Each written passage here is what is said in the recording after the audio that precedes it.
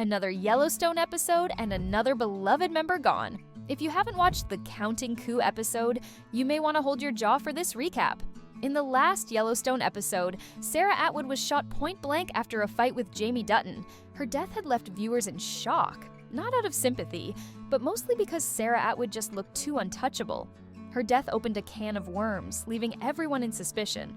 While fans were still recovering from her death, Yellowstone has tossed another twist into the mix. And this one, I truly don't like. In the latest episode titled Counting Coup, Yellowstone's beloved Colby dies an uneventful death. Yes, I know. It's shocking and heartbreaking, but even in death, Colby left a lasting impact on everyone. Season 5 Part 2 so far has been extremely solemn, but episode 12 starts on a bright note. After Beth and Rip, another Yellowstone ship enters the picture as Teeter and Colby say the L word. Colby and Teeter's relationship has been a slow burn, but deeply satisfying for fans of Yellowstone. Initially, their dynamic was filled with playful banter and a fair share of friction, especially when Teeter first arrived at the ranch with her wild, unfiltered personality. Colby, who tends to keep things steady and low-key, was initially thrown off by Teeter's relentless energy and bluntness. However, as time passed, their bond grew stronger, making it all the more heartwarming to see them finally make it official. Yet, while love might be in the air, the fate of the Yellowstone ranch continues to hang by a thread. The walls are closing in, and time is running out to save the property.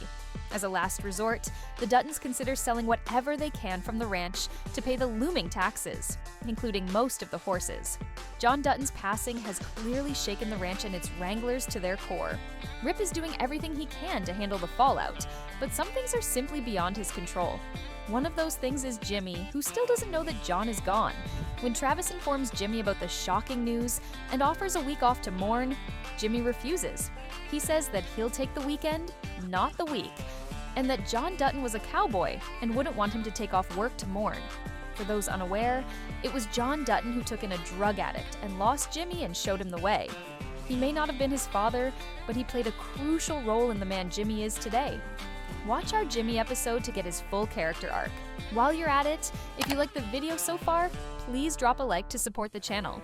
Make sure you have subscribed to The Modern Cowgirl and turn your notification on to never miss another Yellowstone update.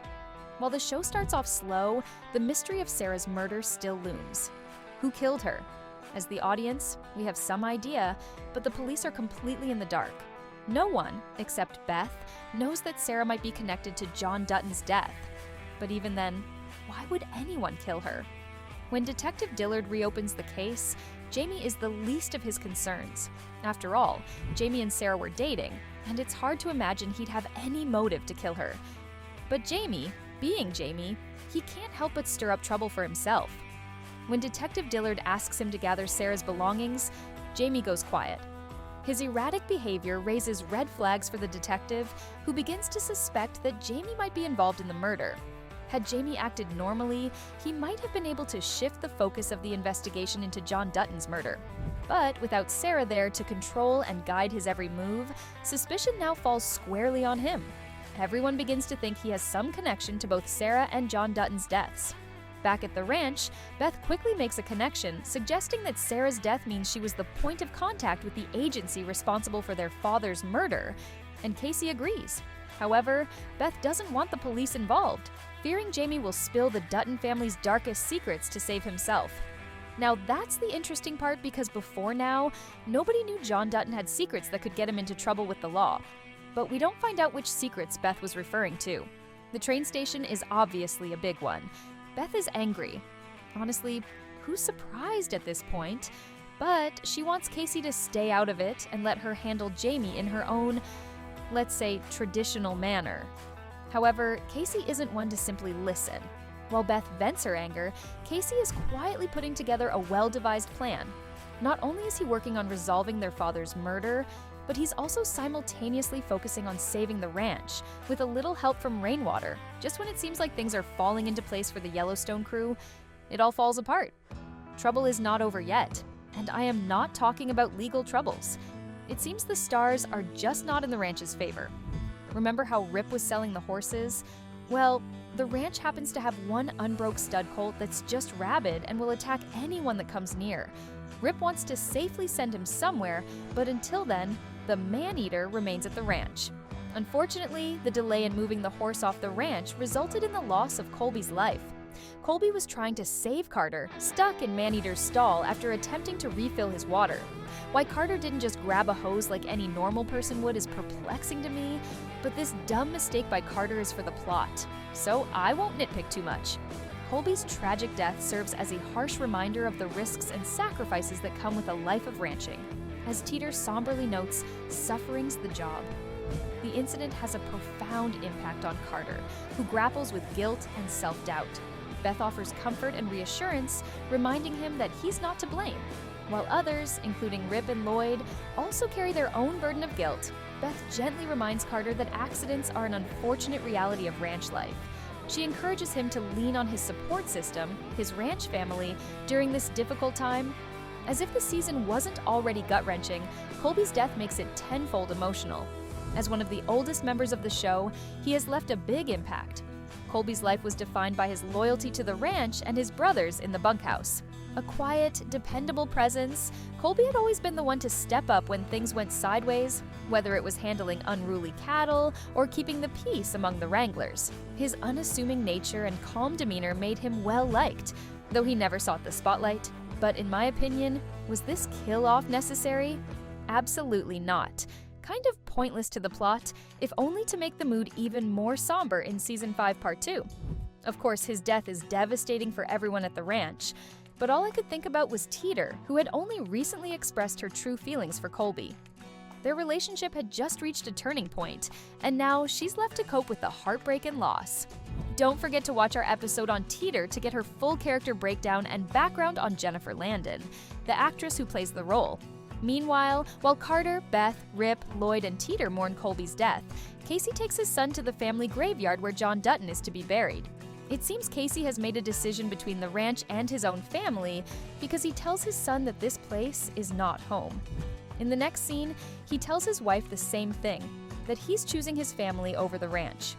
What does that mean? I'm not sure, but it's entirely possible that Kayce has no intention of stepping into his father's shoes. He's not interested in becoming governor or reinstating the ranch. But things get quite confusing. While Kayce claims to have picked his family over the ranch, he's still continuing on whatever it is he's cooking. Apparently, he's on some secret mission. He tells Monica that his actions weren't for the ranch, but for their family, promising to return by the next evening. With conviction, he urged her to believe in him, claiming he could see the path ahead and knew what needed to be done. The question remained. What exactly was his plan? Is he going to put a bullet in Jamie's head now that he has more evidence to work with? That doesn't seem like something he'd do if he truly cares about his family. Or maybe he'll threaten Jamie to force him to reveal who killed John Dutton. Whatever it is, I can't wait to find out. Those worried that Kayce would get his hands dirty and lose his nice guy aura can take a sigh of relief. It appears Kayce has tracked down Grant, a former NSA agent turned professional hitman for market equities hired by Sarah Atwood to assassinate Governor Dutton and stage a false suicide. But all he's going to do is threaten the man. With a gun pointed at Grant's 9-year-old daughter's head in the back of his car, Kayce sends a chilling message. He knows every detail of Grant's life, including places of work, addresses, and is capable of destroying them all. This rare display of Kayce's ruthless side serves as a stark reminder of the danger that lies beneath his surface as a devoted family man. Go Kayce! Kayce's decision to strike Grant with his gun is rooted in the warrior tradition of the Plains Indians, known as the counting coup. By intimidating and slightly injuring the man responsible for his father's death, Kayce asserts his dominance without taking Grant's life. Now, why did he let him live? It's tough to tell. This calculated move could be both an act of mercy and a display of power, ensuring that Grant will think twice before targeting the Duttons again. But it's possible that Kayce wants to cash a favor from Grant by using him against Jamie. That's what Grant does for a living. And what better way to get rid of Jamie without involving the police? That seems like a possible explanation for why Kayce chose to let him live. Honestly, it's tough to tell what's going on in Kayce's head, but we'll find out soon. All I know is that he's playing chess, not checkers. Beth is also cooking up her own moves per usual, so it's safe to say that the action will keep coming and Grant and/or Jamie are going to meet their fate soon. But how soon? We'll find out in the next episode. If you're intrigued, make sure you have turned channel notifications on because I will be posting a recap of the next episode. Trust me, you don't want to miss that. If you enjoyed this recap, like this video and let me know in the comments why you think Kayce let Grant live and what you think happens next for the Yellowstone Ranch.